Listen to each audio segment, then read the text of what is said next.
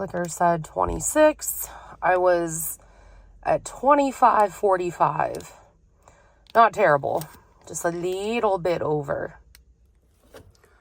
All right. Just got home. Is this not the most gorgeous loaf of bread? It's Tuscan. Oh, God. This shit is the best.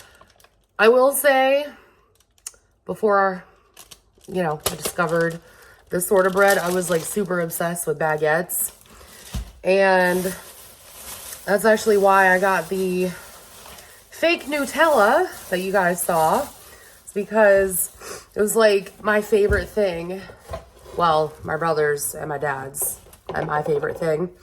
In the summers, we would take a whole baguette and heat it up in the oven and then just smear it in Nutella. Not exactly like the most nutritionally dense breakfast, but it was delicious. So it's kind of what I'm going for this time. But it's multi-purpose, and I'll show you why in a minute. And then by that, I mean the bread. So I've decided I really want quesadillas. And I can also do fajitas. So you guys saw me pick up the bigger size. And then I decided to swap it out for these two baby ones because these have 20 each. And these are $2.49. So for the same price, I got more. Yeah. And then whatever I don't use, I can just freeze. Not a big deal. Then I hit the jackpot because this was $1.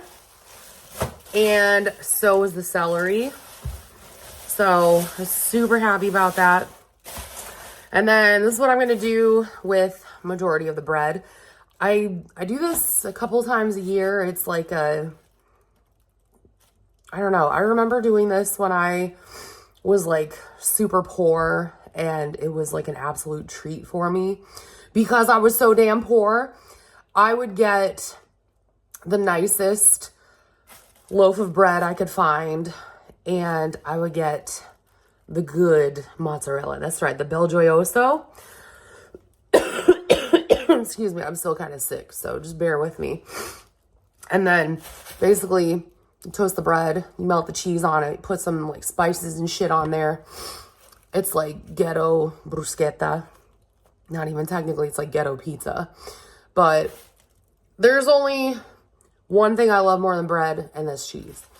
So yeah, that's what this is for. And I'm so freaking excited. It's kind of like my, hey, you survived dying, so here's a consolation prize sort of thing. And I also just got back from going to the ENT for the first time, ear, nose, and throat doctor, because my ears have been itchy. Like, I've mentioned this, I think in my Wellbutrin videos, but like my ears have been itchy like nobody's business for like almost the last 10 years. And I thought it had something to do with the fact that, I was on Wellbutrin for so long. And turns out I have some sort of dermatitis in my ears. And I'm like, well, that's cute. So he's like, oh, it could be like eczema, but he's like, that you would have to go to a dermatologist to figure that out. I'm like, are you fucking kidding me? So whatever, it's fine. But he's like, oh yeah, I don't think it's from a fungal infection. And I'm like, you sure about that, bucko?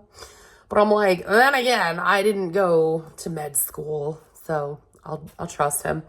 But side note, I made